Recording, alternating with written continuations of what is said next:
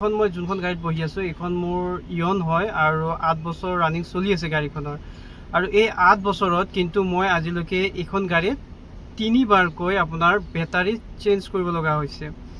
আৰু 3বাৰ মই এবাৰ এক্সাইডৰ লগাইছোঁ আৰু 2বাৰ আপোনাৰ এমৰনৰ গাড়ী। প্ৰথমত যিটো মোৰ গাড়ীৰ লগত বেটাৰী লাগি আহিছিলে সেইটো আছিলে আপোনালোকৰ এমৰনৰ, আৰু দ্বিতীয়বাৰ যিটো মই নিজে সলনি কৰিব লগা হৈছিল সেইটো আছিল আপোনাৰ এক্সাইডৰ।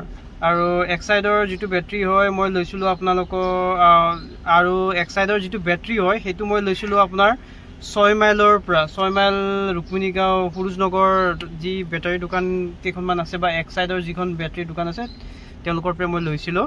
আৰু এতিয়া যোনটো মই আজি যোনটো মোক বেটাৰী সলাই দি থৈ গ'ল সেই বেটাৰীটো কিন্তু মই লৈছিলোঁ আপোনাৰ যোৱা বছৰ লৈছিলোঁ।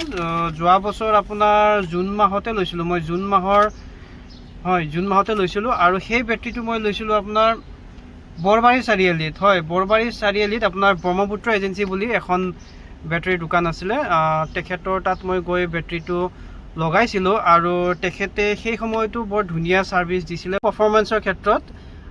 বেটাৰীৰ মানে এক্সাইড কিং হয় বুলি ক'লেও ভুল নহ'ব।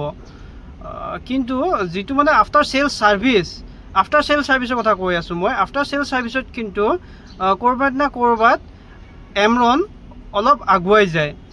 মই দেখিছোঁ এমৰনৰ ক্ষেত্ৰত কি হৈছে, মই যেতিয়া কমপ্লেইন দিছোঁ তেওঁলোকে আহিছে, বেটাৰীটো চেক কৰিছে আৰু মানে বৰ বেছি সময় নলয় তেওঁলোকে মোক বেটাৰী ৰিপ্লেচ কৰি তেওঁলোকে আন এটা বেটাৰী মোক দি থৈ গৈছে। কিন্তু ক'ৰবাত না ক'ৰবাত মই এক্সাইডৰ ক্ষেত্ৰত অলপ সেই বস্তুটোত অলপ প্ৰচেছটো অলপ দীঘলীয়া অনুভৱ কৰিছিলোঁ। 3বাৰ যি মই বেটাৰী চেঞ্জ কৰিলোঁ সেই 3বাৰত মই এক্সাইডতকৈ এমৰনৰ যিটো মানে আফটাৰ চেল ছাৰ্ভিচ সেইটো এমৰনৰ অলপ বেছি সুবিধাজনক যেন পাইছোঁ। ভিডিঅ'টোত কিন্তু মই কোনটো বেটাৰী ভাল সেইটো কিন্তু আপোনালোকক ক'বলৈ যাব বিচৰা নাই। এক্সাইড আৰু এমৰন দুয়োটাই ভাল বেটাৰী হয়, ভাল কোম্পানী হয়, কিন্তু এক্সাইডৰ তুলনাত এমৰনৰ মই যিটো মানে আফটাৰ চেল ছাৰ্ভিচ পাইছোঁ সেইটোহে মই যিটো মই অভিজ্ঞতা পালোঁ সেইটোহে কিন্তু মই আপোনালোকক ক'বলৈ চেষ্টা কৰিছিলোঁ। তো আপোনালোকে কিন্তু পাৰ্থক্যটো বেলেগকৈ নল'ব যে মই এমৰনক ভাল কৈছোঁ বা এক্সাইডক বেয়া কৈছোঁ, সেইটো কথা নহয়।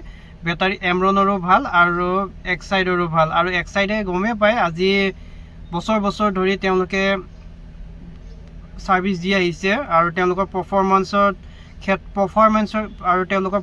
ক্ষেত্ৰত আপোনালোকে কোনো ধৰণৰ ডাউট কৰিবই নালাগে।